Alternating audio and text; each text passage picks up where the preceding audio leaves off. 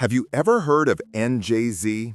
If not, get ready, because what I'm about to tell you involves controversy, fandom wars, and a shocking legal battle that has rocked the entire world of female K-pop groups. Before we dive deep into this explosive story, make sure to like this video, subscribe to the channel, and turn on notifications. Because trust me, you don't want to miss what's really happening behind the scenes with NJZ. Formerly known as NewJeans, NJZ became one of the most talked about girl groups of 2025, and not just because of their music or performances. What's been happening behind the curtains, especially involving their label ADOR, has turned into one of the biggest controversies in K-pop history. Everything started when members of NJZ reportedly accused the label of unfair treatment, creative restriction, and even emotional harassment. These tensions led the group to question the legality of their contracts and demand more control over their artistic direction. What began as a private disagreement soon exploded into a public legal battle that the entire industry couldn't ignore. In March 2025, a South Korean court ruled in favor of ADOR, declaring that NJZ's contracts remained valid. This meant the group was legally prohibited from conducting independent activities without the company's approval, a huge setback for idols fighting for creative freedom. The verdict instantly divided the internet.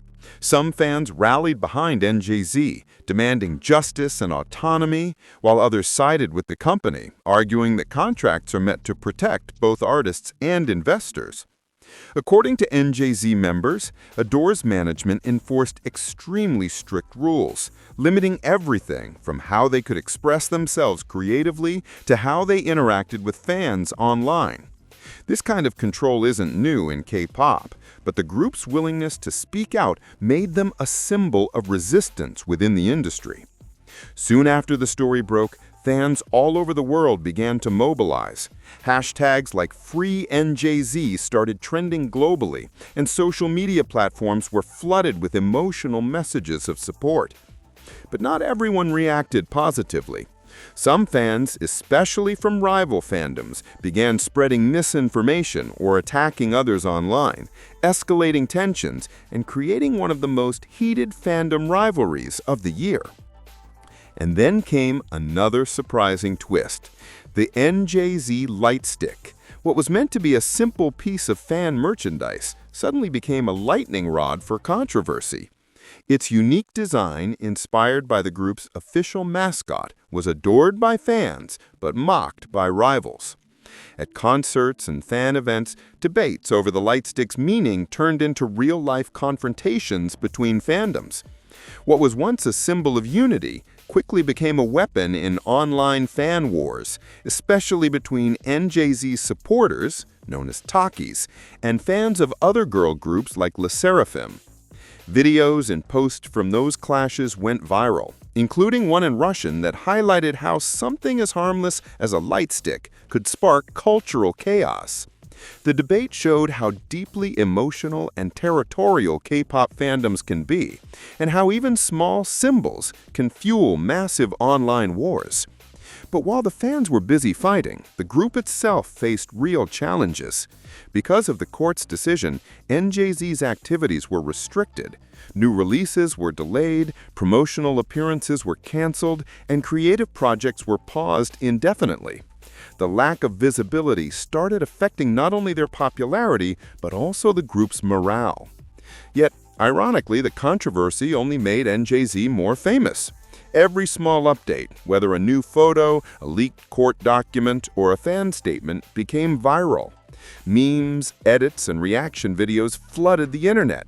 The group had become something bigger than just K-pop idols. They had become a symbol of artistic independence, a representation of every artist trapped in an unfair system, trying to break free.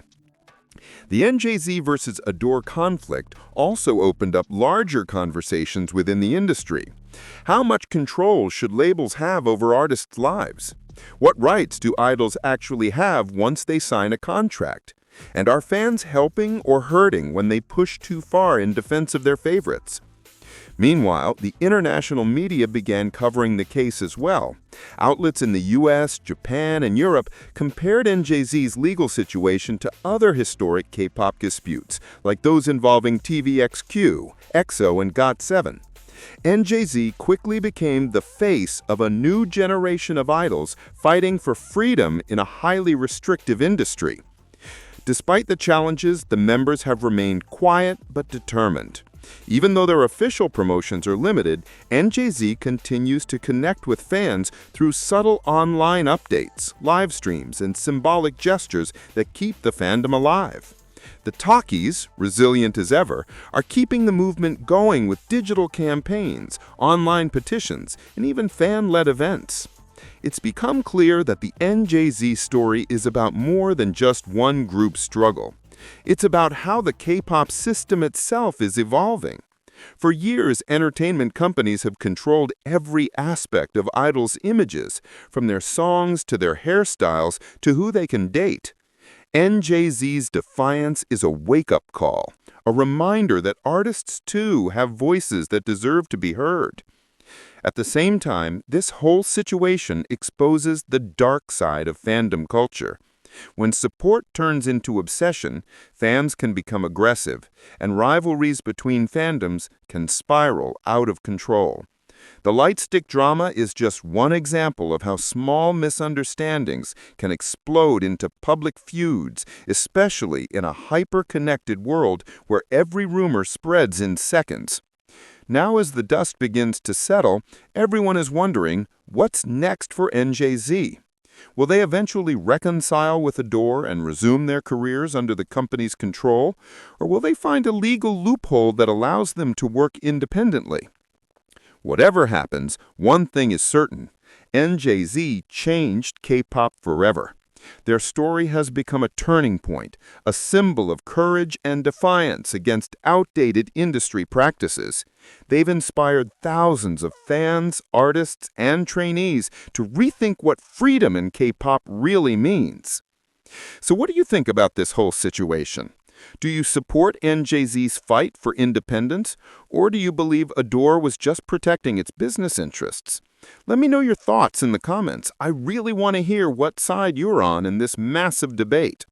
And before you go, don't forget to like this video, subscribe, and turn on notifications, because this story is far from over. More updates, more reactions, and more K-pop controversies are on the way, and you won't want to miss any of it.